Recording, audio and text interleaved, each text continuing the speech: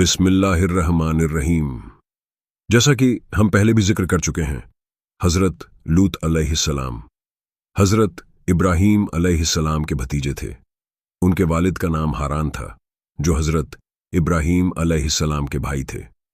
जब हज़रत इब्राहीम अलैहिस्सलाम ने अपनी कौम को तौहीद की दावत दी और लोग उनके खिलाफ हो गए, तो हज़रत लूत अलैहिस्सलाम ने अपने चचा इब्राहीम अलैहिस्सलाम का साथ दिया।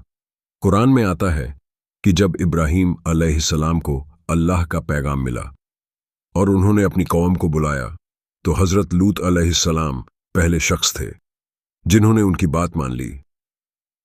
जब नबी इब्राहीम अलैहिस्सलाम को निनवाह और बाबिल की कौम ने झुटलाया, तो वे अल्लाह के हुक्म से शामी इलाके फ़लस्तीन की तरफ हिजरत कर गए। उनके साथ हज़रत लूत अलैहिस्सलाम भी थे। बाद में अल्लाह ताला ने हज़रत लूत अलैहिस्सलाम को नबूवत अता की और उन्हें कौम ए सदूम और उसके आसपास के इलाकों की तरफ भेजा। जब हज़रत लूत अलैहिस्सलाम अपनी कौम के पास पहुंचे, तो उन्होंने देखा कि यह लोग बहुत ही अजीब और गलत कामों में पड़े हुए हैं। कौम ए दूत की सबसे बड़ी बुराई यह थी कि यह लोग मर्दों के साथ नाजायज़ रिश्ते बनाते थे। यह गुनाह इंसान की फितरत और अल्लाह की बनाई हुई कुदरती हदूद के खिलाफ था। कौम ए लूत चोरी डकैती करते, राहगीरों को सताते और मजाक उड़ाते थे। ये लोग औरतों को छोड़कर मर्दों पर झुकाव रखते थे, अपनी महफिलों में बेहयाई और गंदगी फैलाते थे। कुरान में अल्लाह ताला फरमाता है, क्या तुम औरतों को छोड़कर मर्दों के पास जाते हो, बल्कि तुम तो हद से गुजरने वाली कौम हो। सूरह अराफ 81। हज़रत लूत अलैहिस्सलाम ने अपनी कौम को बहुत नरमी से समझाया। उन्होंने कहा, ए मेरी कौम, अल्लाह से डरो, औरतों के साथ हलाल निकाह करो, यही तुम्हारे लिए पाक है। वह गंदा रास्ता मत अपनाओ जो अल्लाह को नापसंद है। अल्लाह का अजाब बहुत सख्त है अगर तुम न सुधरे। लेकिन उनकी कौम ने उनका मजाक उड़ाया और कहा, लूत को अपनी कौम से निकाल दो, क्योंकि यह बड़े पाक साफ बनने का दावा करता है। कौम ए लूत बार बार हज़रत लूत अलैहिस्सलाम की दावत सुनकर भी नहीं मानी, बल्कि उन्होंने धमकी दी, ऐ लूत, अगर तू बाज ना आया तो हम तुझे अपने शहर से निकाल देंगे। उनका हाल इतना बुरा हो चुका था कि उन्होंने खुद बखुद गुनाह को मजाक और शान बना लिया था।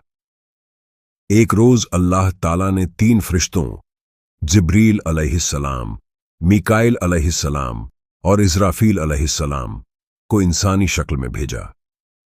पहले वे हज़रत इब्राहीम अलैहिस्सलाम के पास आए, फिर वहां से हज़रत लूत अलैहिस्सलाम के पास पहुंचे। जब हज़रत लूत अलैहिस्सलाम ने उन्हें देखा, तो समझ गए कि उनकी कौम इन खूबसूरत मेहमानों को देखकर फितने में पड़ जाएगी। उन्होंने बार बार कहा, ऐ मेरी कौम, इन मेहमानों को बदनाम मत करो, अल्लाह से डरो और मेरी इज्जत को मिट्टी में मत मिलाओ। लेकिन कौम नहीं मानी और जबरदस्ती करने के लिए हज़रत लूत अलैहिस्सलाम के घर की तरफ दौड़े। उस वक़्त फरिश्तों ने हकीकत बता दी कि ऐ लूत, हम अल्लाह के भेजे हुए फरिश्ते हैं, ये लोग तेरा कुछ नहीं बिगाड़ सकते। अल्लाह का अजाब इन पर आकर रहेगा। तू अपनी बीवी और बेटियों को लेकर रात में निकल जा। बस एक बात कही गई, तेरी बीवी पीछे मुड़कर देखेगी और अजाब में फंस जाएगी। सुबह होते ही अचानक जमीन हिल गई। जिब्रील अलैहिस्सलाम ने अपनी पर से उनकी बस्तियों को उठा लिया और उलटकर जमीन पर पटक दिया। फिर उन पर पत्थरों की बारिश बरसाई गई, ऐसे पत्थर जिन पर नाम लिखे थे। इस तरह कौम ए लूत का सफाया कर दिया गया।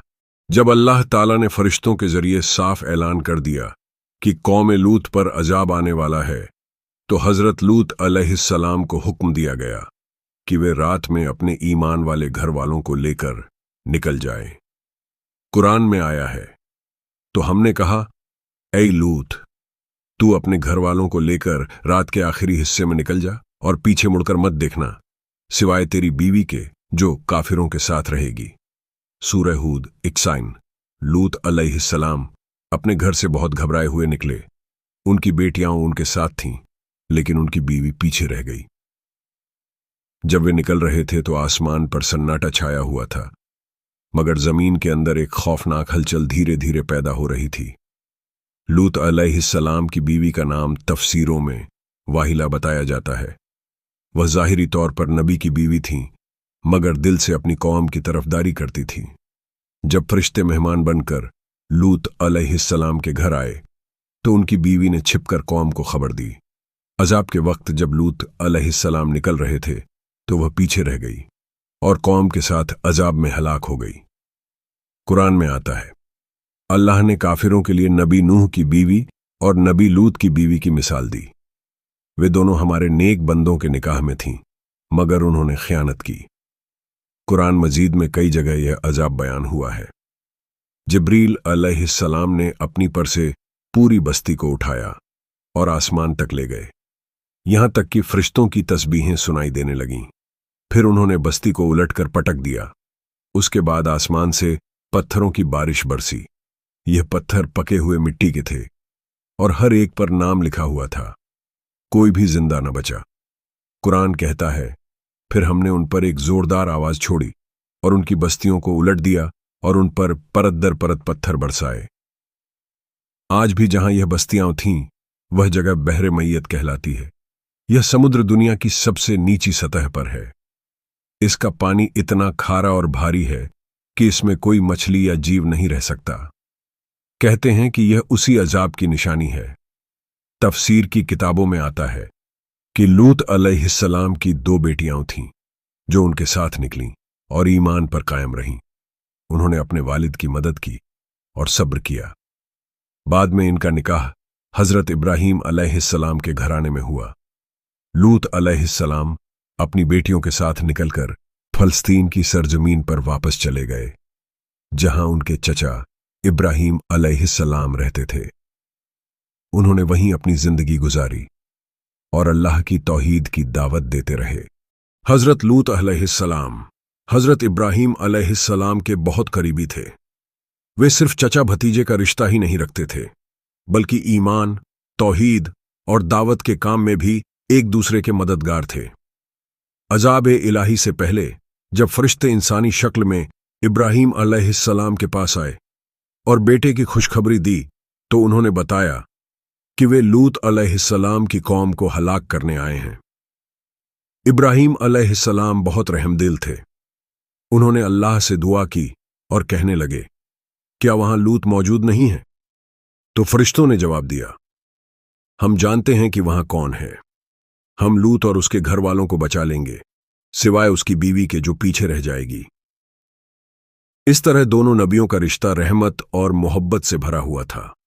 कौम ए लूत का इलाका अरब के शामी हिस्से में था, जिसे सदूम और अमूरा कहा जाता है। यह इलाका आज के जॉर्डन और फलस्तीन की सीमा पर बहरे मैयत डेड सी के आसपास माना जाता है। यह इलाका पहले बहुत सरसब्ज और आबाद था। जमीन पैदावार थी, नहरें बहती थीं और लोग खेती बाड़ी करते थे। इसी सरजमीन को बाद में उलटकर अल्लाह ने नमकीन झील बना दिया। मृत सागर समुद्र तल से लगभग 400 मीटर नीचे है। यह दुनिया की सबसे निचली सतह है। इसका पानी इतना खारा और भारी है कि कोई इंसान इसमें डूब नहीं सकता। इसमें कोई जलीय जीव या मछली नहीं पाई जाती, इसलिए इसे डेड सी कहा जाता है। इसके किनारे आज भी वीरान और बंजर हैं। मुसलमान इसे अल्लाह के अजाब की जिंदा निशानी मानते हैं। कई पुरातत्वविदों ने इस इलाके में खोज की है। मिट्टी के जले हुए टुकड़े मिले हैं, पत्थर और राख के निशान पाए गए हैं। इतिहासकारों का कहना है कि यहां कभी एक बड़ी आबादी थी जो अचानक खत्म हो गई। कुछ विद्वान मानते हैं कि यह वही बस्तियां हैं जिन्हें कुरान मुअल्लका बस्तियां कहकर बयान करता है। कुरान ने साफ कहा है, और तुम सुबह शाम उनके उजड़े हुए मकानों के पास से गुजरते हो तो क्या तुम अकद्ल से काम नहीं लेते? तफसीर ए इब्ने कसीर में लिखा है, कौम ए लूत के शहर इब्राहीम अलैहिस्सलाम और उनके परिवार के लिए भी सबक थे। जब भी लोग उस रास्ते से गुजरते तो बर्बादी के निशान देखकर अल्लाह को याद करते। इस्लामी उल्मा ने इस किस्से से कई अहम नसीहतें निकाली हैं। शरीयत हमेशा मर्द और औरत के हलाल रिश्ते की हिमायत करती है। जब गुनाह करने वाले नसीहत के बावजूद न माने तो अजब आता है। नबी सिर्फ हिदायत पहुंचाते हैं। हिदायत देना अल्लाह का काम है। जब अल्लाह की पकड़ आती है तो कोई ताकत उसे रोक नहीं सकती। आज की दुनिया में भी कुछ लोग और मुल्क वही गुनाह फैला रहे हैं जो कौम लूत करती थीं। इस्लाम हमें एहतियात करता है कि अगर हम भी वही रास्ता अपनाएंगे तो अंजाम वही होगा जो उनकी कौम का हुआ। इंसानियत की असल ताकत शराफत और पाक दिली है। जब बेहयाई और गुनाह रिवाज बन जाए तो समाज टूट जाता है।